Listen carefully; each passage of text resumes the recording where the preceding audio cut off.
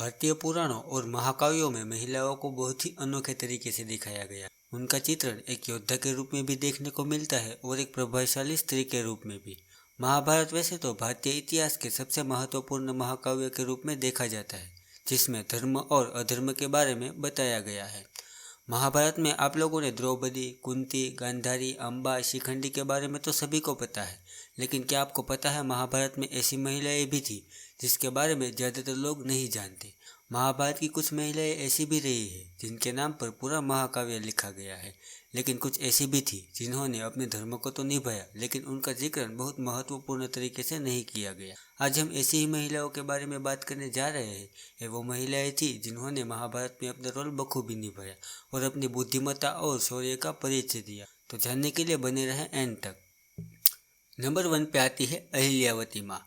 अहिल्यावती के बारे में आपको किसी भी महाभारत सीरीज में नहीं मिला होगा, लेकिन टीवी सीरियल से परे अहिल्यावती की कहानियाँ महाकाव्यों में जरूर मौजूद है। अहिल्यावती घटोत्कच की पत्नी थी और अहिल्यावती माँ ने ही बर्बरीक को लड़ना सिखाया था। बर्बरीक भीम का पोता भी था और उसे भी लड़ाई में भेजा गया था। बर्बरीक के पास वाल्मीकि के दिए गए 3 तीर थे जो अपने सामने आने वाली हर चीज़ को खत्म कर सकते थे।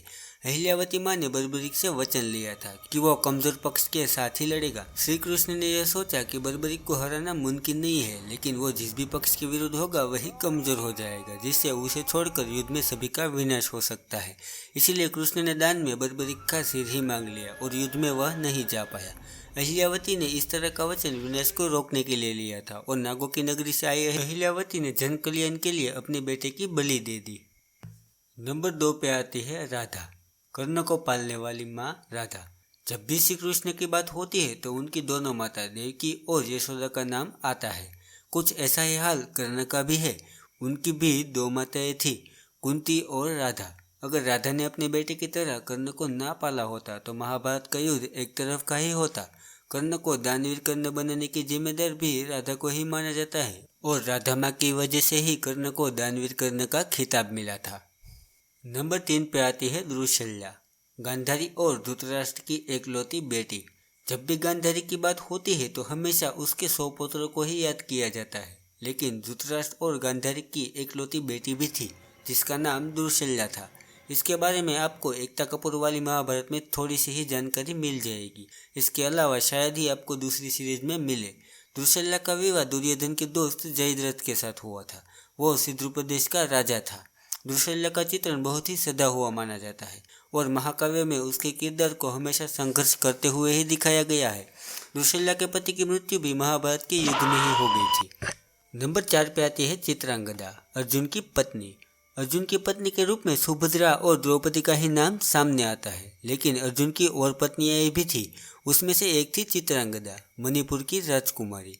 अर्जुन के वनवास के दौरान उनकी मुलाकात हुई थी। चित्रांगदा पहले तो पुरुष के भेष में थी और वो इतनी कुशल थी कि उनकी धनुर्विद्या भी बहुत ही तेज थी। जब अर्जुन इंद्रप्रस्थ की ओर से मैत्री संदेश लिए मणिपुर की राजधानी तक पहुंचा तो राजकुमारी चित्रांगदा अर्जुन पर मोहित हो गई, परंतु अर्जुन के हृदय में वे केवल राजकुमारी ही थी।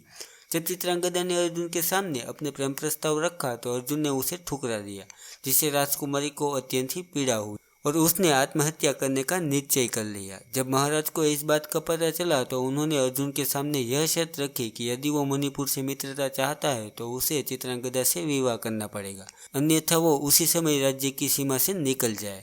श्री कृष्ण के परामर्श से अर्जुन ने यह प्रस्ताव स्वीकार कर लिया और चित्रांगदा से शादी कर ली। जब कुछ महीने के बाद अर्जुन नागलोक पहुंचा तो उनकी पत्नी नागकन्या अलूपी ने द्वेष भावना से चित्रांगदा के विरुद्ध अर्जुन को भड़का दिया। अर्जुन ने निराधार संदेह के कारण चित्रांगदा को उस समय त्याग दिया जब वो गर्भवती थी। तभी चित्रांगदा ने मन ही मन ठान लिया कि वो इस अपमान का बदला अर्जुन की पराजय से ही लेगी। उसे पराजय करने वाला और कोई नहीं बल्कि स्वयं उसका और अर्जुन का पुत्र था। चित्रांगदा ने प्रभुवाहन नाम के पुत्र को जन्म दिया। वह उसे सारी युद्ध कलाओं में निपुण बनाकर अर्जुन को पराजित करने के लिए तैयार करती है और उसे अर्जुन को पराजय करने का वचन और गुरु दक्षिणा मांग लेती है।